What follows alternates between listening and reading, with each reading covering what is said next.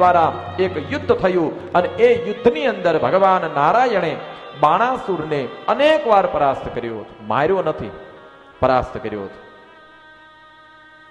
અંતે બાણાસુરની મતિ એ સુમતિમાં ફેરવાય.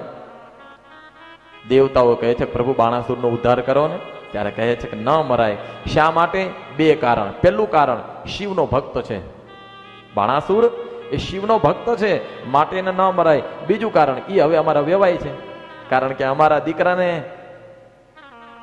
ઓખાની જોડે લગ્ન થયા છે માટે અમારા વેવાય વેલા થાય, એટલે ગમે એવો હોય પણ અમારા હાચવી લેવા પડે.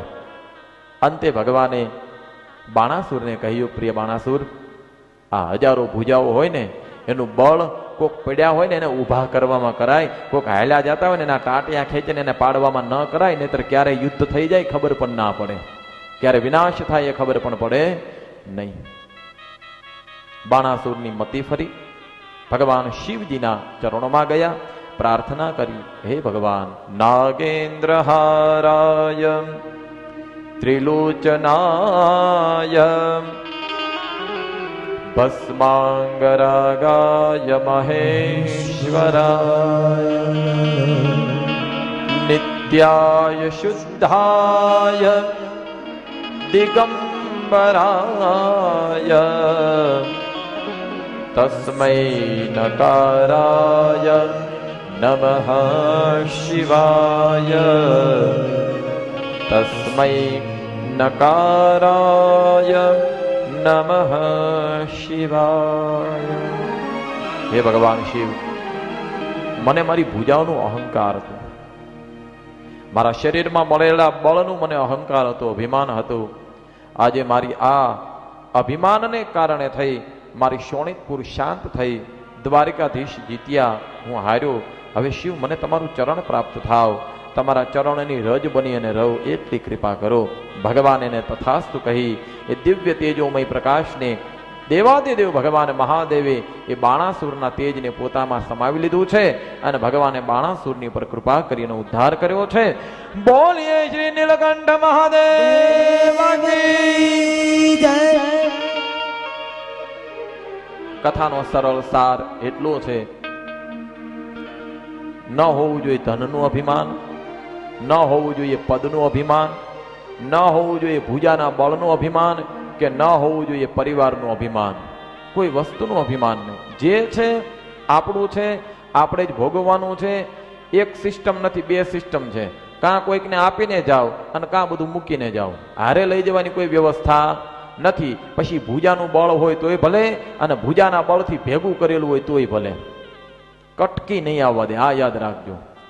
માટે સંતો સમજાવે શાનમાં, આપણે રહેવું ભાડાના મકાનમાં. એ અભિમાન, એ અહંકારનો ત્યાગ કરી બાણાસુરનો ભગવાને ઉદ્ધાર કર્યો, એની કથા કહીએ છીએ. બાપ, જેટલી કથાઓ છે ને એ મારા અને તમારા જીવનની અંદર ક્યાંક ને ક્યાંક કોઈક ને કોઈક રીતે સારભૂત બને છે. આપણને કોઈક સાર આપે છે કે આ માર્ગે ચાલો. અનેક કથાઓને એમને સાંભળે જ રાખીએ છીએ તો સાંભળવાનો અર્થ ત્યારે મળે છે જ્યારે એને આપણે સમજીએ છીએ. અને એના માટે આ કથાના અંતમાં જે સાર કહું છું ને, સારને સમજજો કે ભગવાને જે પણ લીલાઓ કરી છે ને એ લીલાઓ એમનેમ નથી કરી. એ સમયની અંદર દાનવો હતા ન હતા એ આપણને કોઈને ખબર નથી. એ સમય દાનવો હતા કે નતા, પણ અત્યારે આપણે માનવો તો છીએ ને.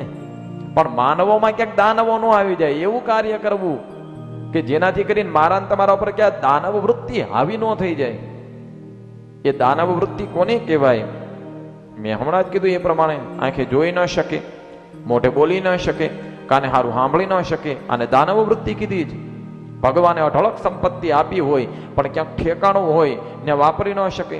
પોતાનો સગો ભાઈ નાના ઝૂંપડામાં રહેતો હોય અને મોટા મંદિરોની અંદર કરોડોના દાન આપો તો એ દાન કોઈ ભગવાન સ્વીકારતા નથી. ભગવાન કહે છે કે પેલા તું તારા ભાઈનું કર ને, એને એકાદું મકાન બનાવી દે, પછી મારા મંદિરમાં દાન આપવા માટે આવ. આ બધી જે ભગવાનના પ્રત્યે શ્રદ્ધાની વાત છે, શ્રદ્ધા વિશ્વાસ રૂપીણો ભગવાનના પ્રત્યેનો એક આદર, એટલે શિવપુરાણની કથાનો સાર. અને આ સંસારને સારની જ જરૂર છે વાલા.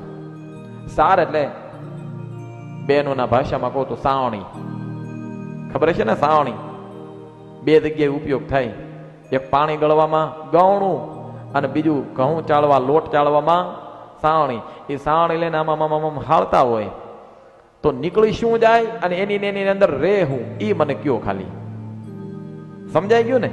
આમ લોટ લ્યો અને આમ દળો ને એટલે નીચેથી સારો લોટ હોય ને માતાજી એ નીકળી જાય, ચાળમાંથી સારો લોટ હોય નીકળી જાય, અને ઉપર જે ઈયળો હોય, જીવ જંતુ હોય, ધનેડા હોય, અરે કંઈ પણ હોય, મુદ્દો એ કે કચરો હોય ને એમાં ને એમાં રહી જાય. માં કચરો હશે ને અહીંયા ને અહીંયા રહેવાના. અને આપણે જો આ શિવની કથામાં